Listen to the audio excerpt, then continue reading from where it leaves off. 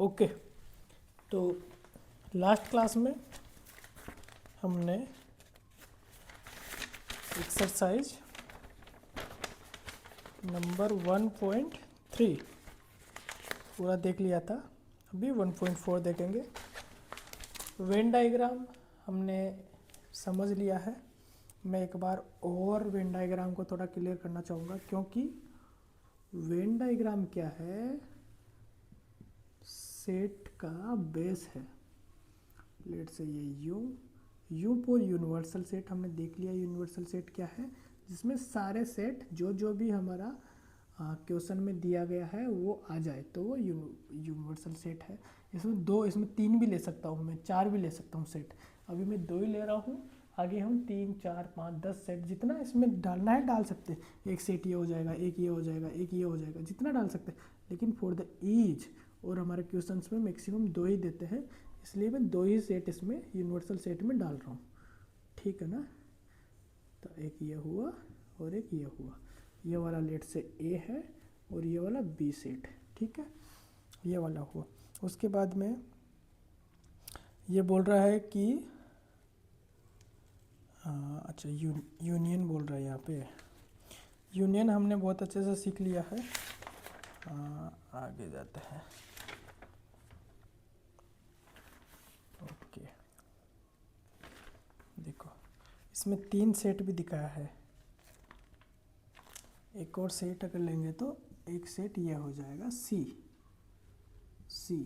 ये वाला तीनों का इंटरसेक्शन हो जाएगा, ये वाला 2 का इंटरसेक्शन हो जाएगा, है ना। 3 अगर आपने सीख लिया ना, उसके बाद में 2 तो इजी ही है। ठीक है,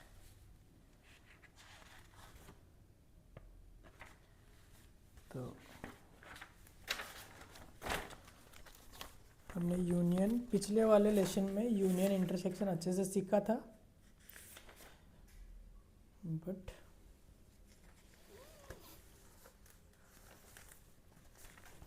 अभी क्या है इसमें एक बार मैं एक बताता हूँ। लेट से यूनिवर्सल सेट है हमारा 1 2 3 4 5। मेरा ए इसमें हो जाएगा 1 2।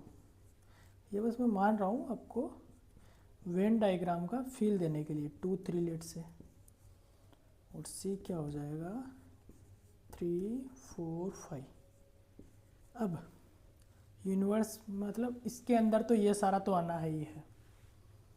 लेट से इसमें 5 भी नहीं है, ये मान लेते हैं, तब अच्छा रहेगा। ठीक है, तो 1 2 3 4 5 ये तो रहना ही है। अभी देखो 1 2 3 4 5 ये ए में आना है, लेकिन ये वाला ये 1 2 ए में आने वाला है, लेकिन 2 बी में भी है, मतलब इसमें भी है। अब ये यहाँ रहेगा या यहाँ रहेगा, हम सी में देखेंगे। 2 सी में नहीं है, मतलब यहाँ पे 2 यहाँ पे आएगा, 1 यहाँ पे आएगा। 2 3, तो 2 यहाँ आ गया, 3 यहाँ आ जाएगा। 3 4, लेकिन 3 सी में भी है, तो 3 यहाँ नहीं आएगा। 3 सी में भी है तो 3 यहाँ पे आएगा। बी और सी में, ए में नहीं है तो बाहर आ गया, ये 4 है। और 5 तीनों में नहीं है तो यहाँ कहीं भी 5 हो जाएगा।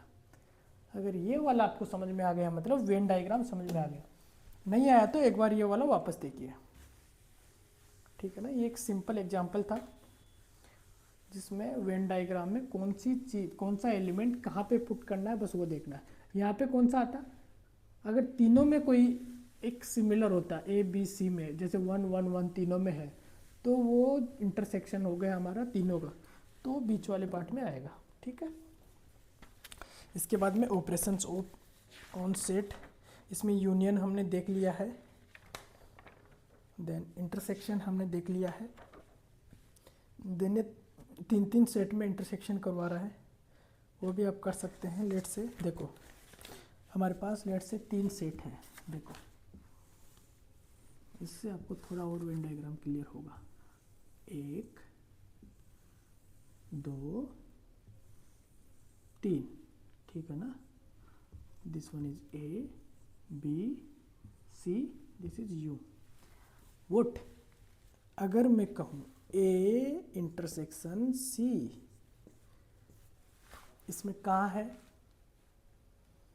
क्या आप लोग बता पाएंगे? ए इंटरसेक्शन सी, ए और सी का इंटरसेक्शन, तो ये वाला भाग हुआ क्या? ये वाला ए और सी का, ए और सी का मैंने इससे किया है। देन ए और बी का देख सकते हैं क्या हम? ए और बी का इंटरसेक्शन, ए और बी का इस वाले मार्कर से करेंगे हम, ये वाला ए और बी का, ठीक है। और अगर मैं इन दोनों का यूनियन लेना चाहूँ, union of A intersection C union A intersection B, union मतलब क्या है? मतलब दोनों को मिलाना है। तो ये पूरा एरिया आ गया क्या? ये पूरा एरिया आ गया क्या? ये वाला पूरा। तो ये इसमें ये दिया हुआ है कि ये जो है, ये आपको पूछ लेगा कि कौन सा है इसमें, इसको हाईलाइट करो, तो ये वाला आपको हाईलाइट करना है पूरा। अगर इसमें इंटरसेक्शन पूछता, अगर इसमें पूछता A intersection C and A intersection B, ये हमने देख लिया अलग अलग कौन कौन सा है। इसका अगर इंटरसेक्शन पूछता तो क्या होता? तो देखो ये वाला पार्ट हो जाता, ओनली ये वाला, ये हट जाता। इंटरसेक्शन मतलब जो दोनों में आ रहा है, एक ये था एक ये था, दोनों में कौन सा आ रहा है? ये वाला, तो इसमें ये हो जाता।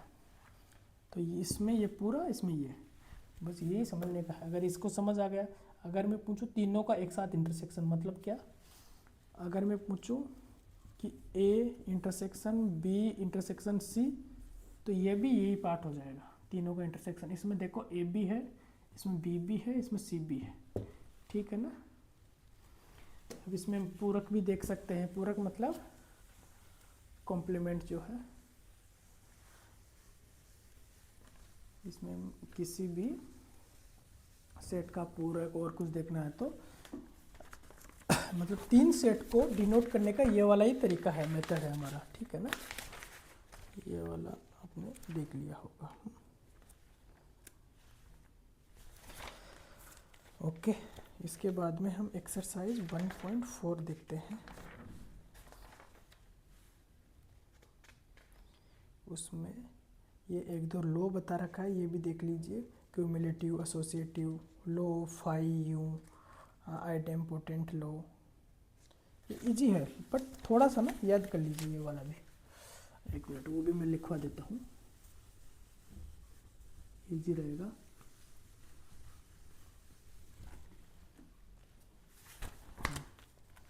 इसमें क्या है? क्यूमुलेटिव लो, एक क्या है? क्यूमुलेटिव लो। ये क्या है?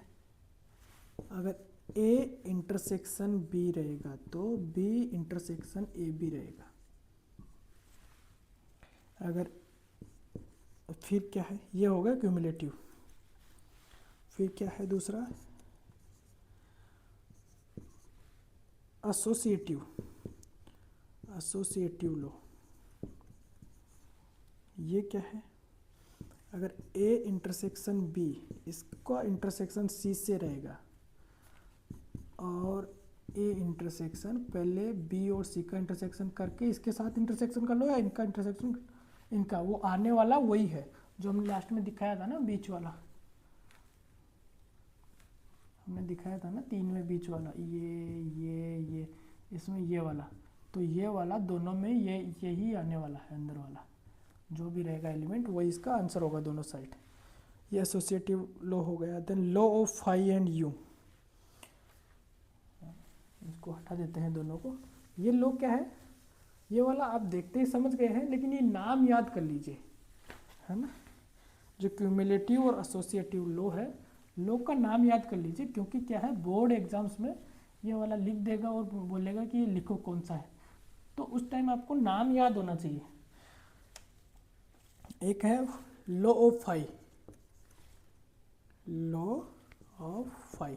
फाई का लो क्या है कि phi intersection A always equal to phi, क्योंकि फाई में कुछ नहीं है, उसके साथ में कुछ भी आए तो इंटरसेक्शन तो कुछ नहीं होगा ना।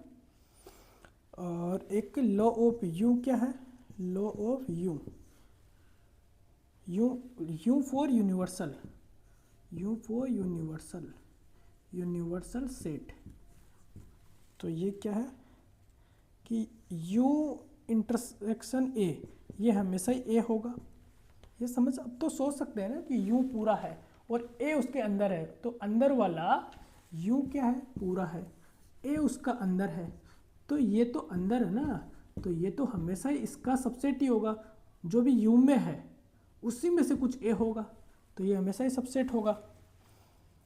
मतलब ए सबसेट ऑफ यू है, तो अगर ए सबसेट ऑफ यू है तो A intersection U equal to A नहीं हो जाएगा। ये आपको समझ आ गया तो इट्स वेरी गुड। तो ये भी, ये दोनों लॉ भी याद होने का है। फिर एक है idempotent law, idempotent law. ये क्या है, A intersection A equal to A, ये आपको समझ में आ रहा होगा, ए और ए सेम ही है, उसका इंटरसेक्शन ए ही हो जाएगा। ठीक है, ये तो ये 5 लॉ बताया अभी हमने, ठीक है ना। Cumulative, associative, law of phi, law of U and idempotent law. ये पांचों आपको याद रखना है बोर्ड एग्जाम की दृष्टि से, और इससे क्वेश्चंस भी बहुत सारा हल होगा। तो ये वाला प्रॉपर्टी भी याद रखना है हमें, जितना भी पांचों लिखा हो। इसके बाद में डिफरेंस ऑफ सेट्स हमने ऑलरेडी देख लिया है। वेन डायग्राफ में भी हमने डिफरेंस ऑफ सेट देख लिया है। ये लास्ट टू लास्ट क्लास में मिलेगा आपको।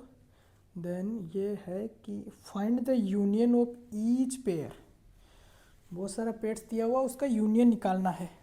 ये हमने बहुत का निकाला, लेट से 1 3 5 एंड y इज गिवन 1 2 3। तो इनका x यूनियन y क्या हो जाएगा जी, ये हो जाएगा 1 3 1 3, दोनों में है 5 5 इसी में है तो भी आएगा 2, तो ये इसका क्या हो जाएगा यूनियन। अब देखो 3 1 और 3 दोनों में था, बट हमने एक एक बार ही लिखा। मैंने बोला है कॉमन आएगा तो यूनियन में एक ही बार लिखना है, बस यूनियन में वो सारा आ जाना चाहिए जो इधर है। ठीक है, बस इतना ही लिखना है। और एक यही है। फिर सेकंड है कि सबसेट है या नहीं है पूछ रहा है। अगर इफ सबसेट है तो ए यूनियन बी निकालिए, बहुत सिंपल है सारा। ये वाला मेरे हिसाब से आप सारा आराम से निकाल सकते हैं। ये फिर डिफरेंस पूछा है। देन कॉम्प्लीमेंट ऑफ सेट हम ऑलरेडी निकाल चुके हैं, कॉम्प्लीमेंट ऑफ सेट हम ऑलरेडी निकाल चुके हैं। ठीक है, तो ये एक्सरसाइज 1.4 ये अभी आराम से हो जाएगा हमारा। ये एक एक क्वेश्चन भी कर सकते हैं, लेकिन उसका लॉजिक नहीं है, जो सारा है वो हमने पूरा कर ही लिया है। फिर है एक्सरसाइज में, और कुछ देखे तो कुछ जो हार्ड हो सकता है, कुछ ऐसा कुछ है नहीं। जैसे एक है r माइनस क्यू क्या होगा, एक है हमारा 11th क्वेश्चन इसमें है कि r माइनस क्यू क्या होगा। r क्या है जी, r is real number, real number, और q क्या है, रेशनल नंबर।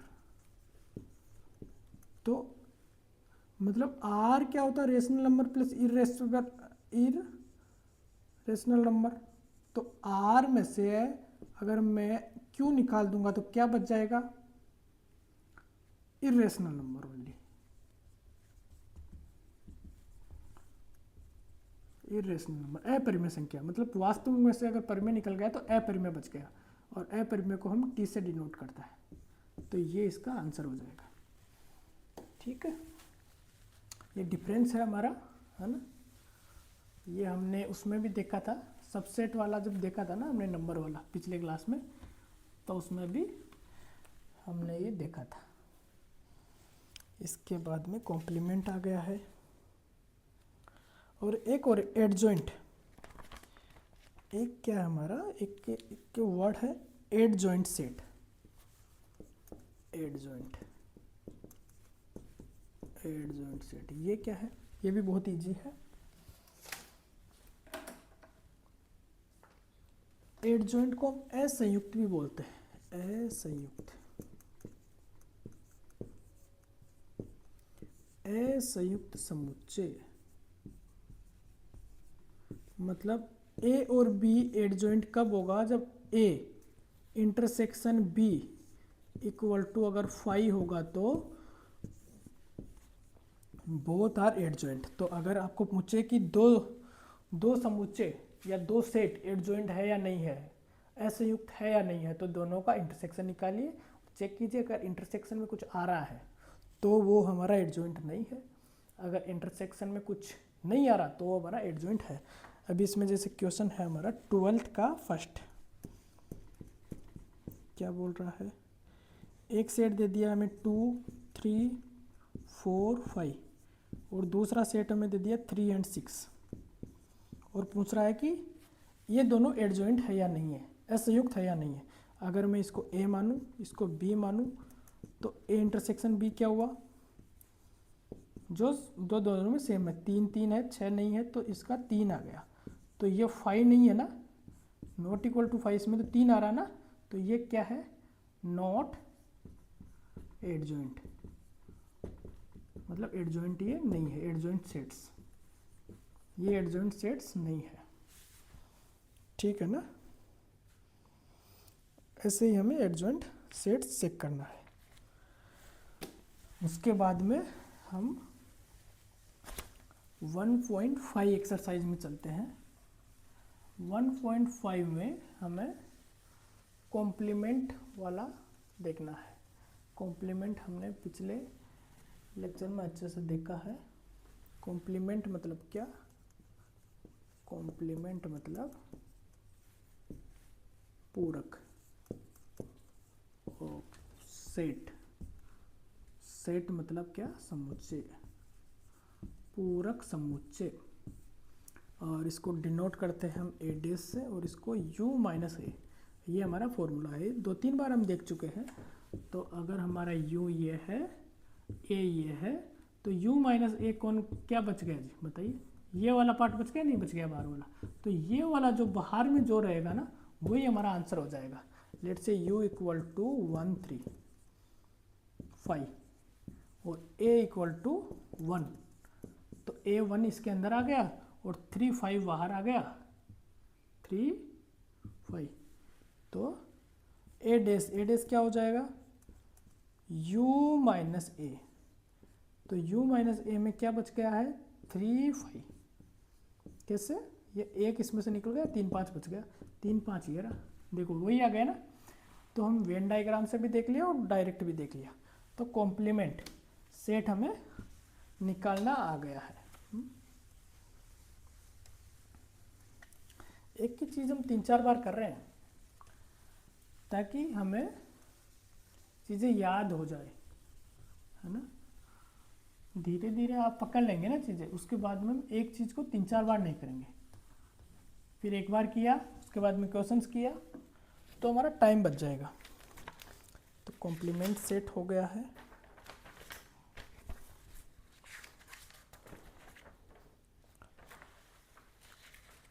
कॉम्प्लीमेंट सेट में भी कॉम्प्लीमेंट लो है एक, इसमें एक कॉम्प्लीमेंट लो है, कॉम्प्लीमेंट लो।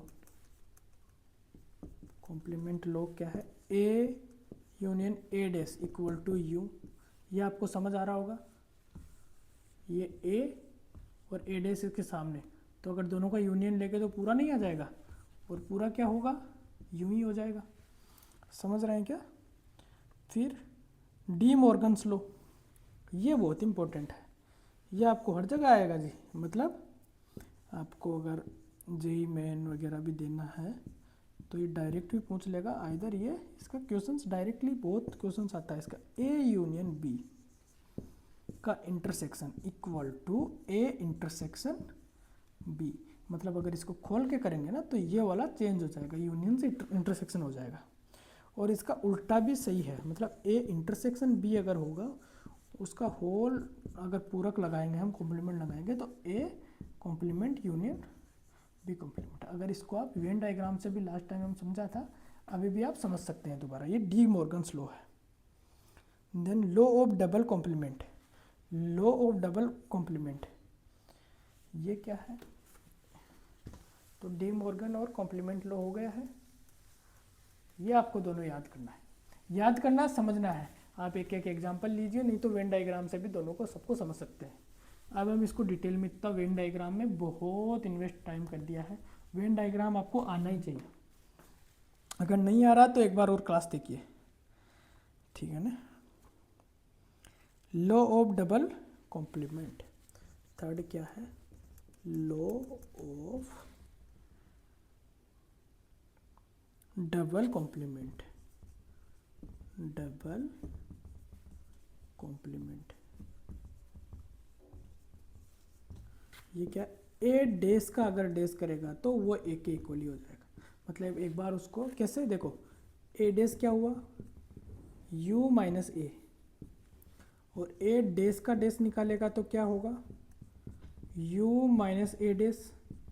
और ए डेस को मैं क्या लिख सकता हूँ यहाँ से, u माइनस ए, और इसको आप सोल्व बहुत अच्छे से कर सकते हैं, माइनस यू और माइनस माइनस मल्टीप्लाई होगा तो प्लस प्लस ए, तो u से u कैंसिल आउट हो जाएगा और क्या बचेगा a, ये तो मैं बोल रहा हूँ। Then law of empty set and universal, मतलब क्या है, फाइव डेज का five days equal to u, ये तो आप समझ सकते हैं, क्योंकि फाइव डेज कैसे निकालेंगे, u minus five, u minus five क्या हुआ, u ही हो गया, u में से फाइव मतलब कुछ नहीं, u में से कुछ नहीं निकालेंगे तो u ही बच जाएगा। तो ये हमारा these can be verified by using Venn diagrams, मैं यही तो बोल रहा हूँ आपको, हमने बिना वेन डायग्राम भी वेरीफाई किया है, आप वेन डायग्राम के साथ इन सब को वेरीफाई कर सकते हैं। और ये करना भी है, आपको फिजिकली समझ में आना चाहिए सबका मतलब, याद करना है that is a different thing, याद तो करना ही है लेकिन समझ के याद करना है, समझ गए ना। इसके बाद में एक्सरसाइज 1.5, इसमें भी सेम दिया है, इजीली हो जाएगा सारा। इसमें क्या है, वेरीफाई करना है, डी मॉर्गन लॉ अभी बताया ना, उसको वेरीफाई करना है। मतलब आपको ए यूनियन बी निकालना है, उसका पूरक लेना है, और एक का पहले पूरक ले लेना कॉम्प्लीमेंट, फिर बी का कॉम्प्लीमेंट ले लेना, दोनों का इंटरसेक्शन निकाल देना है। इजी है, बहुत इजी है।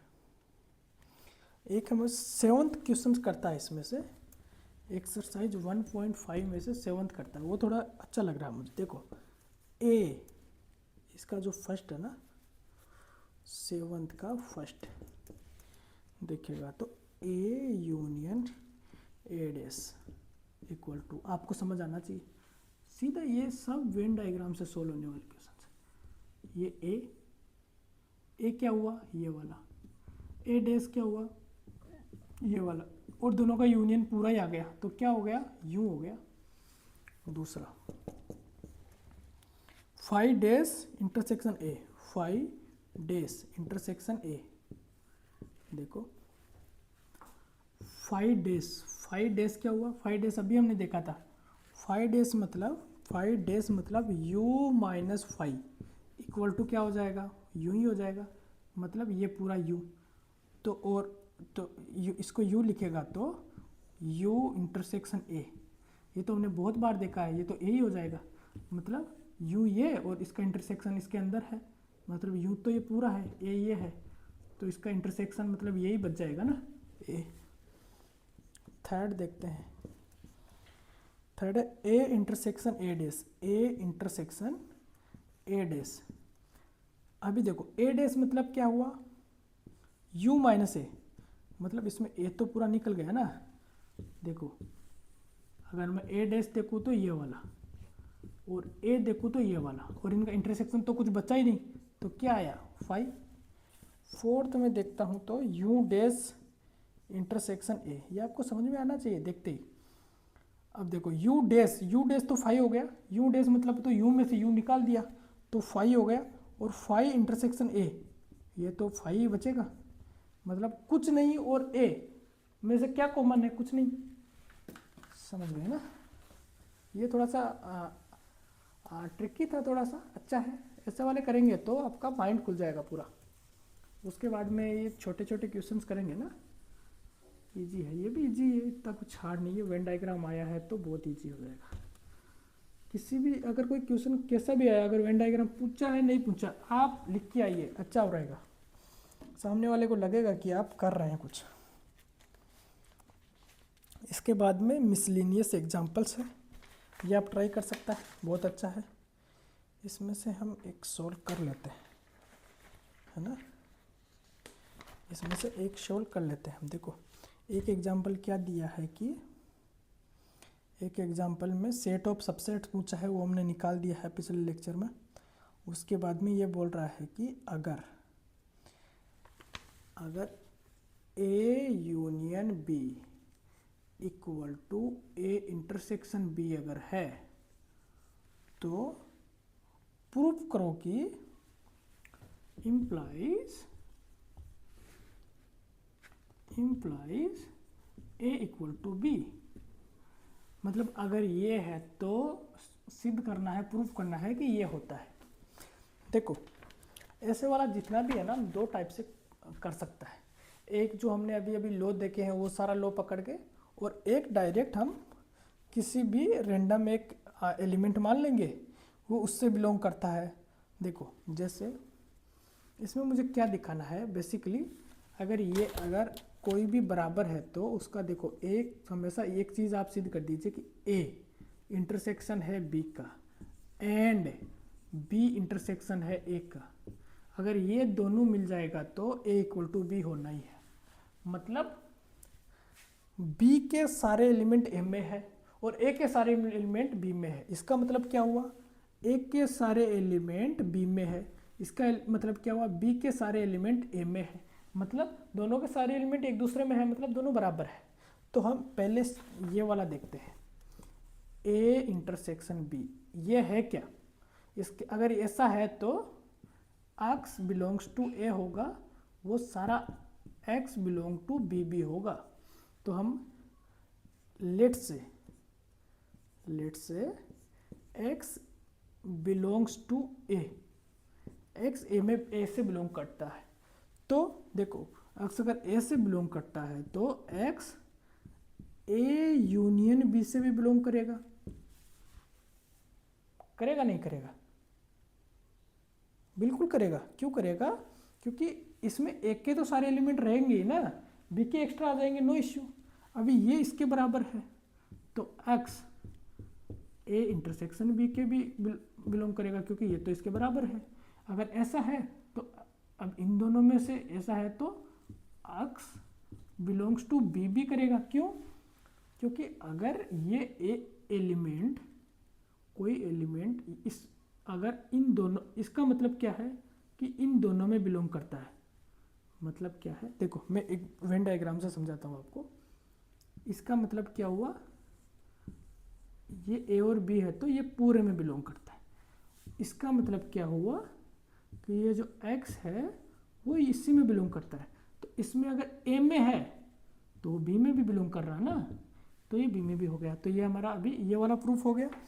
सेम वे हम क्या बोलेंगे कि लेट से x बिलोंग्स टू बी, तो x बिलोंग्स टू करेगा ए यूनियन बी, समझ गए ना।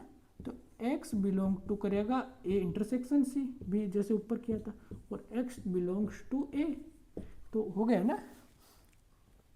तो x तो इसमें क्या हुआ, b सबसेट ऑफ a, और इससे क्या हुआ था, a सबसेट ऑफ b। तो दोनों सही हो गया ना, तो दोनों है तो a इक्वल टू बी, ये हमारा प्रूफ हो गया। ये वाला एक बार और देखिए, समझिए थोड़ा। मतलब अगर आपको वेन डायग्राम अच्छे से समझ में आ गया, अगर आपको सबसेट अच्छे से समझ आ गया, तो मेरे हिसाब से ये वाला क्वेश्चन आपको समझ आ गया। अगर आपको ये वाला क्वेश्चन अच्छे से समझ नहीं आया, मतलब आपको सेट सबसेट वेन डायग्राम समझ में नहीं आए, आपको दोबारा देखना पड़ेगा, दोबारा से एक बार ट्राई करना पड़ेगा। ये वाला तो आ जाना चाहिए, और तो इससे भी थोड़ा सा हार्ड है, ये वाला तो इजी है। हाँ, आगे देखेंगे तो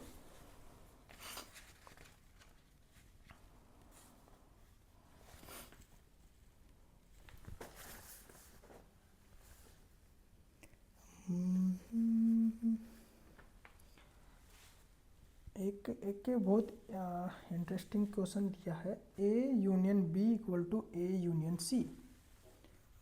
A union B equal to A union C, मतलब ये कोई तीन हमारा सबसेट है। इसमें एक और दिया है कि A intersection B equal to A intersection C, और प्रूफ करना है कि बी इक्वल टू सी, ये प्रूफ करना है। ये कुछ भी हो सकता है ABC, जिसमें ये वाला कंडीशन फुलफिल होगा तो हमें शो करना है A इक्वल टू बी। समझ गए ना? ये हमारा क्वेश्चन नंबर 3 है of miscellaneous exercise on chapter number 1। ये हमारा मिसलिनियस चैप्टर का क्वेश्चन नंबर 3 है। तो ये हम दो तरीके से देख सकते हैं, पहला तरीका क्या है और दूसरा तरीका क्या है। देखो,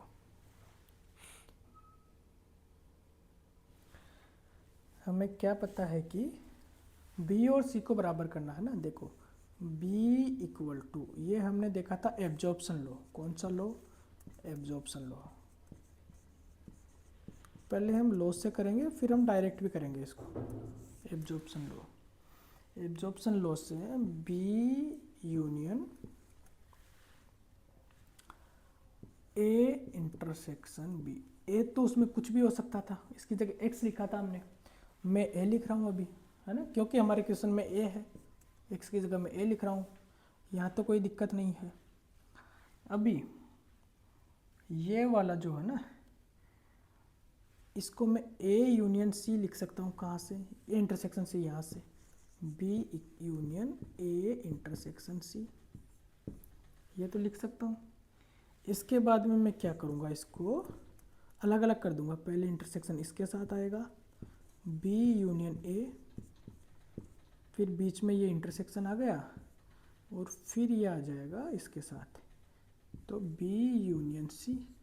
ये वाला ओपन करना आपको आना चाहिए, मतलब एक बार ये वाला इसके साथ जाएगा, फिर बीच में ये लगेगा, ये वाला इसके साथ लगेगा। अभी क्या है, इसको मैं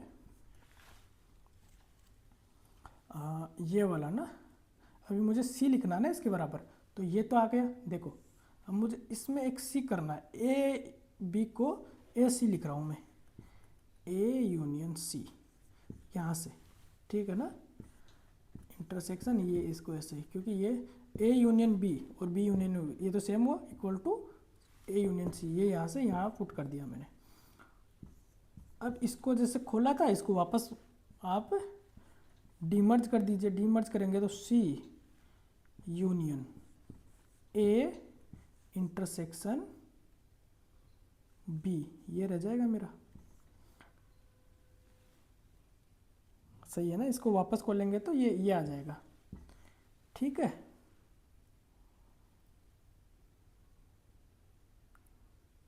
ठीक है ना?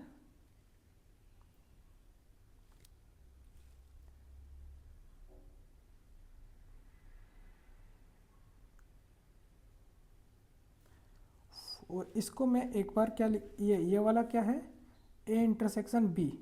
A इंटरसेक्शन B को A इंटरसेक्शन C लिख सकता हूँ ना मैं, यूनियन A इंटरसेक्शन C, यहाँ से,